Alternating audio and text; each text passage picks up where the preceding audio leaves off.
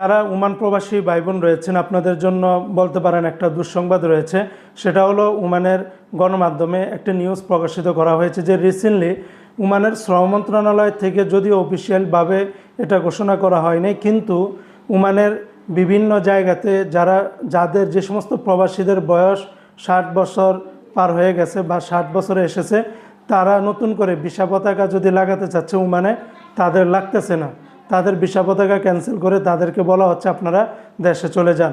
তবে ওমানের ভিতরে আগে এই আইনটা ছিল একটা সময়, কিন্তু 2022 সালে এসে এই আইনটাকে পরিবর্তন করে তারা আবার নতুন একটা সুযোগ দিয়েছিল যে ওমানে যারা 60 বছরের একটা প্রবাসী, তার কাজের অনেক দক্ষ রয়েছে, তার কাজের অনেক অভিজ্ঞতা রয়েছে, ওই সমস্ত প্রবাসীদের কথা বিবেচনা করে ওমান সরকার 2022 সালে সেই আইনটি পরিবর্তন করে সবাইকে ভিসা লাগানোর সুযোগ দিয়েছিল। কিন্তু 2026 সালে এসে এই আইনটাকে আবার পরিবর্তন করে এটা বন্ধ করতে যাচ্ছে। তাই যারা ওমানে ইতিমধ্যে 60 বছরের দাফে এসেছেন, আসলে আমাদের বাংলাদেশের প্রেক্ষাপটে আগে যারা বিদেশে এসেছেন আপনারা জানেন যে কারো পাসপোর্টের বয়সের সাথে আইডেন্টি কার্ডের বয়সের সাথে অনেকটা মিল নাই, অনেকের 5 বছর 10 বছর অনেকটা ব্যবধান। তো যাই হোক, আসলে সেই বিষয়টা নিয়ে আলোচনা করতে গেলে লম্বা একটা আলোচনা।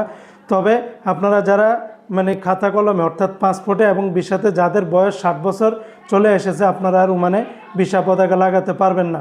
তবে ওমানের শ্রম মন্ত্রণালয় থেকে এটা অফিসিয়ালিভাবে একটা ঘোষণা আসবে কাদের জন্য এটা কোনো ছাড় দেওয়া হবে কিনা, বা কোনো অভিজ্ঞ যারা কাজের লোক আছে তাদের ক্ষেত্রে কোনো কিছু বিবেচনা করা হবে কিনা, এই বিষয়টা নিয়ে পরবর্তীতে হয়তোবা নিউজ আসবে, ইনশাল্লাহ আমরা আপনাদেরকে জানিয়ে দিব। তবে ওমানের বিভিন্ন গণমাধ্যমে যেটা আমরা জানতে পেরেছি যে বর্তমানে 60 বছরের ধাপে যারা চলে এসেছে তাদের আর ভিসা পতাকা লাগতেছে না। যারা ইতিমধ্যে ওমানে আছেন তারা ভবিষ্যতে আর ভিসা পতাকা লাগাতে পারবেন না।